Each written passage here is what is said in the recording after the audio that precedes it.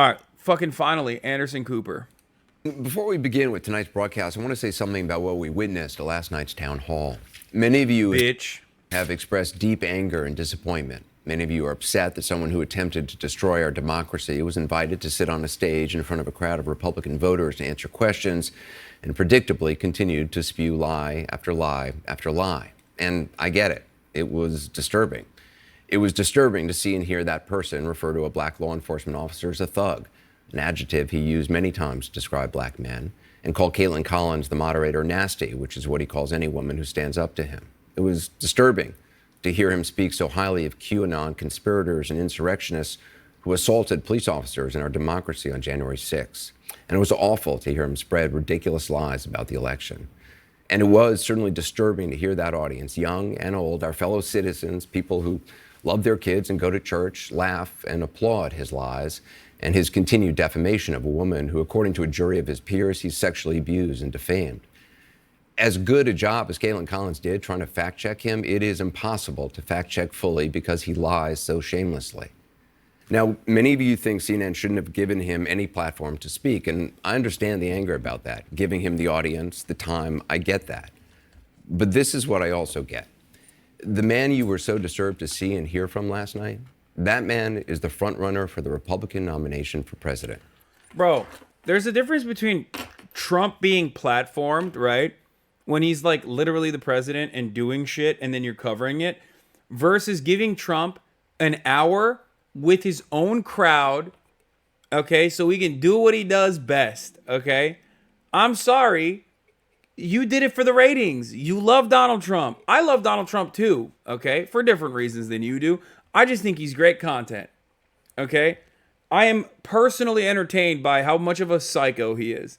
Part of that is because I've completely given up on the idea that there's any way to combat these people, that there's any sort of like meaningful change that we can make in this country. Part of the reason is because it's just not, you know, these guys in CNN, in that hold institutional power in mainstream media are people who also literally want Trump to be president.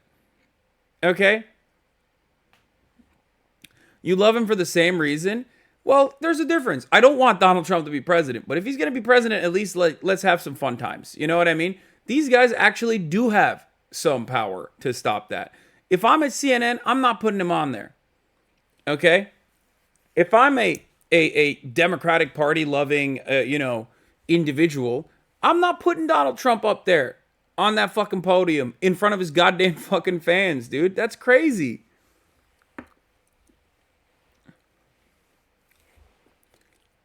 That's crazy.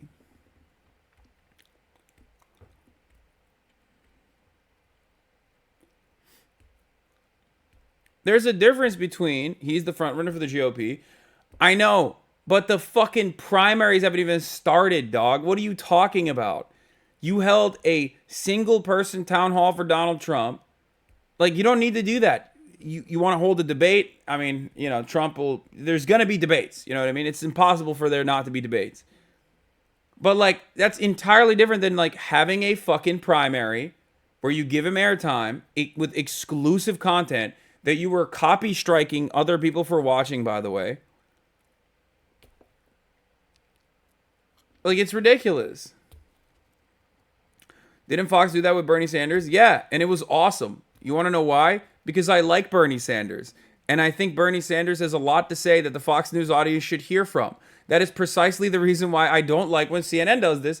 But ultimately, I don't give a shit either. Like, let's be real. If it's Trump v. fucking Biden again, who gives a shit at this point?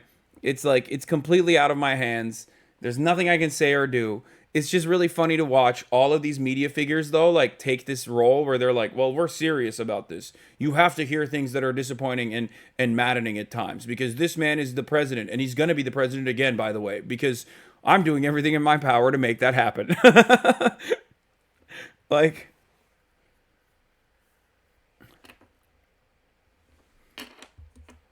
And according to polling, no other Republican is even close. That man you were so upset to hear from last night, he may be president of the United States in less than 2 years. He's saying it, dude. Let's go. Yeah. And I'll do everything in my power to make that happen. I, Anderson Cooper, a Vanderbilt, by the way, will do everything in my power to do that. And that audience that upset you, that's a sampling of about half the country. They are... Not true. Literally not true. That's not true.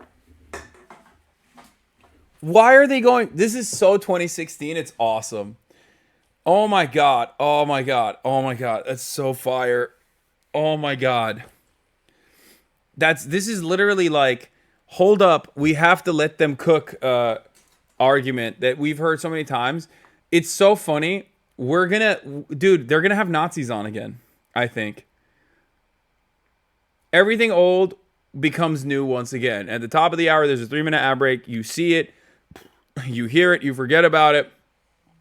And then a 3-minute ad break happens. And you're like, what the fuck do I do? Well, don't worry. You can subscribe and avoid those ads. Okay? That's right. That's all you need to do. For $5 or for free, you can subscribe and avoid the top of the hour ad break. You can also get gifted a sub. If you are lucky, you can get gifted a sub and avoid the ads that way as well. But the 3-minute ad break comes for all of you that are unsubscribed at the top of the hour, regardless. Here's the 3-minute ad break now. Your family members, your neighbors, and they are voting. And many said they're voting for him. Get the Zelda. Okay. I love the Zelda chatters, and I will eventually get to it. Don't worry. Moms for Hasan, thank you for the 10 gifted subs. Maybe you haven't been paying attention to him since he left office. Maybe you've been enjoying not hearing from him, thinking it can't happen again. Some investigation is going to stop him. Well, it hasn't so far. So if last night showed anything, it showed it can happen again. It is happening again. He hasn't changed, and he is running hard. You have every right to be outraged today and angry and never watch this network again. But do you think staying in your silo and only listening to people you agree with is going to make that person go away?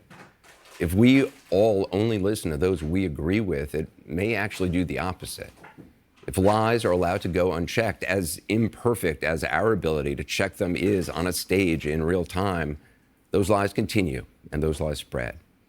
If you're angry or upset, I understand, but you have the power to do something about it. You can actually get involved. You can make a difference, whatever side of the aisle you're on. After last night, none of us can say... Dude, why are you talking like you're not a part of the institution that you're currently defending, mind you, for like its role in actively propping up this big bad guy that you're still claiming is big and bad?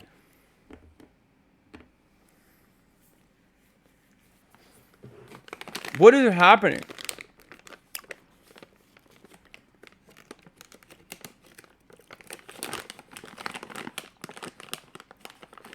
I mean, I know what's happening.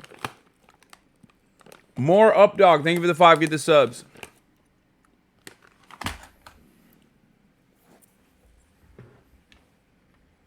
Say, I didn't know what's out there. I didn't know what's coming. We asked Republican senators for their thoughts about last night. Some preferred not to say anything. Others did. Here's a sampling of what we heard. What's the reason for you not supporting him? Where do I begin? President Trump's judgment is wrong in this case. President Putin and his government have engaged in war crimes. I think people saw last night what they would get with another term of... Yeah, that's what they were mad about.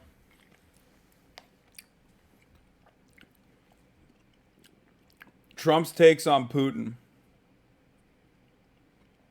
Dude, this is awesome, man. That's your takeaway? That's the one thing? He's like, yeah, when he said, I want peace in Ukraine because war is bad for everybody. Donald Trump as president, which is completely untethered to the truth, uncertain as to whether he wants Russia or Ukraine to win in the brutal conflict which Russia has imposed on Ukraine. If you're asking me, do I think you should pardon people who engaged in like rioting behavior? No, I don't. Anybody who crossed in to the into the Capitol under the circumstances that I'm losing my mind.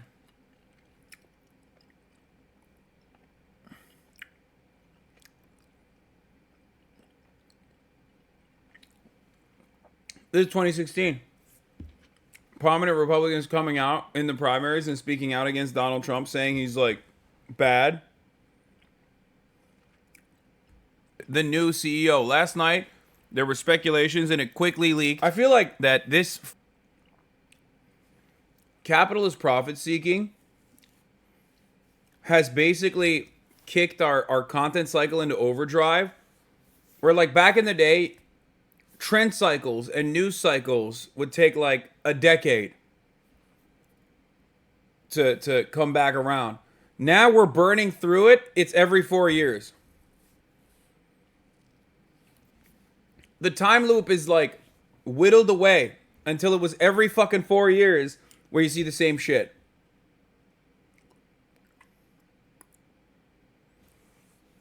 I witnessed firsthand. It's hard for me to have a positive predisposition towards them. Well, more now from Jessica Dean. She's at the Capitol for us tonight. What more are you hearing tonight, Jessica? Well, let's start first with the Republicans, both in the Senate and the House. You just heard from some Senate Republicans there, Anderson, and people like Senator Mitt Romney. That's somebody who has been pretty outspoken against former President Donald Trump. But it was somewhat surprising to see somebody like Senator Josh Hawley push back against some of his positions that he took last night. And what we heard again and again in talking with these Republican members who pushed back against and had very different opinions than former President Trump, it really kind of circled around three issues. It was Ukraine and Vladimir Putin, and if he is a war criminal or not, and who should win that war. It was January 6th, and former President Trump's pledge to perhaps pardon people who were here at the Capitol as insurrectionists who have been convicted and are serving time. And then it was also, of course, the debt ceiling, which is what looms very heavy here right now as they work toward that June 1st deadline and allowing the nation to default. Those were really the key issues. We also heard similar things from members of the House GOP who kind of came back to those same issues as well. But Anderson, even in hearing some of these Republicans speaking out against the former president, that's still just a handful of people. And let's be very clear, he still has an enormous amount of power and an enormous support system here among Republicans on Capitol Hill. And what about reaction from Democrats? Well, as you can imagine, Democrats have never been fans of the former president, and that certainly continued. And what we saw was the Democratic Party really trying to attach Donald Trump, the MAGA Republicans, which has really been their line that they have, that President Biden has used as well, to kind of put them all together as a party that is too extreme to lead. And that is the case that we heard them making. We heard the Senate Majority Leader Chuck Schumer talking about how President Trump has what he calls enormous sway over House Speaker Kevin McCarthy as he navigates these debt ceiling negotiations. We heard from Hakeem Jeffries, who leads the House Democrats, and he said that this was Exhibit A of the trauma that America would see if we have another 4 years with President Trump. And then we also heard from Richard Blumenthal, the senator from Connecticut, who said that if he were to pardon those January 6th rioters, that would be grounds for yet another impeachment in his eyes. So again, a lot from the Democrats that you would expect, really trying to stake their positions, make it very clear that they are quite different than the Democrats offer a very, very, very different view than Donald Trump and attaching him to that far right wing of the party. Also interesting, Anderson, just to go back to the Senate Republicans for 1 second, we did talk to the Senate Majority Whip, John Thune, who said it looks like a lot of Democratic campaign ads were written last night. All right, Jessica Dean, appreciate it. Want to get some perspective now with me here, Republican consultant and CNN political commentator Margaret Hoover, host of Firing Line on PBS, also Anthony Scaramucci, who briefly served as White House communications director to the former president, and our own chief White House correspondent, Phil Mattingly.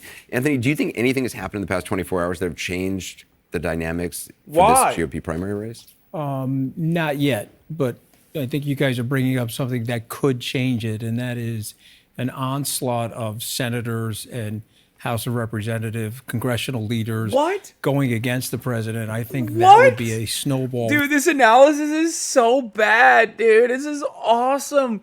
They have to be willingly, they have to know better. I don't think that they're this stupid. No. There's no way. There's no way. Bro, no. Am I crazy? Did I travel back in time? Someone explain to me. Did I travel back in time? Am I back in 2015? What's going on right now?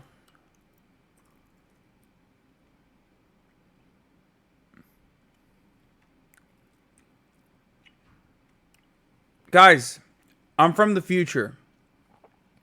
I found myself trapped in this London hotel.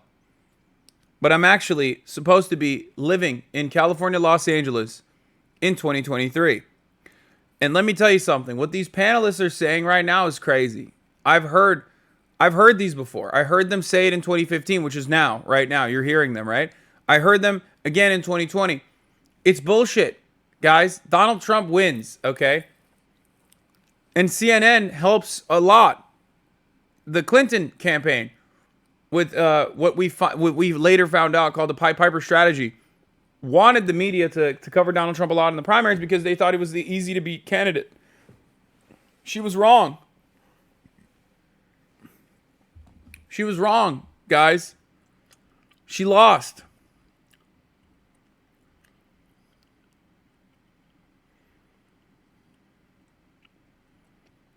Donald Trump won.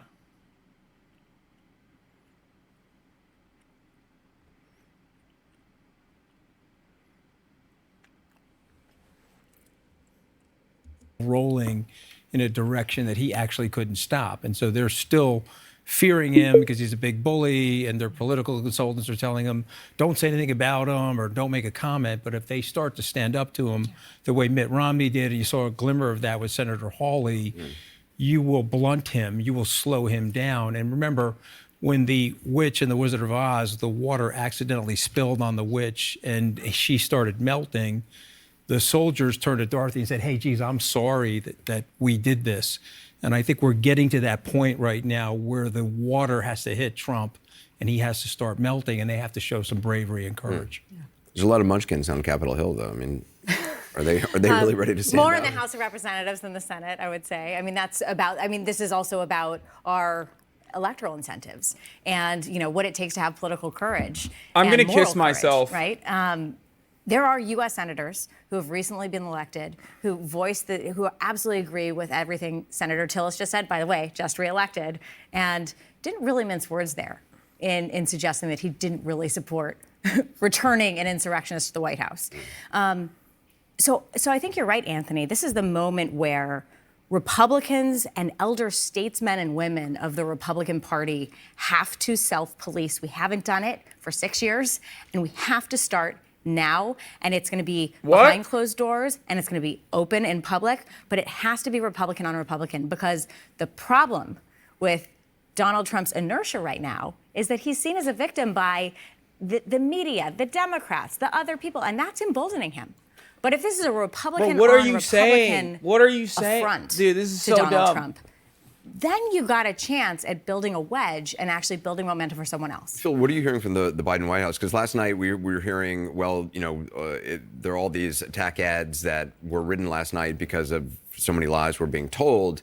Is that putting a brave face on it? Or, I mean, no, it's not spin. And I think this is the value of, and I think the Republican senators are actually quite good at kind of surfacing this reality. When you take a step back from the very visceral passions of last night, one Democrat said this entire event was just triggering for our entire party. And I think we all get it and understand it. You addressed it. Triggering? Dude, that's so belittling, dude. Oh, God, I hate this. I can't watch this discourse. I can't. This is more triggering than anything they could have ever done, okay?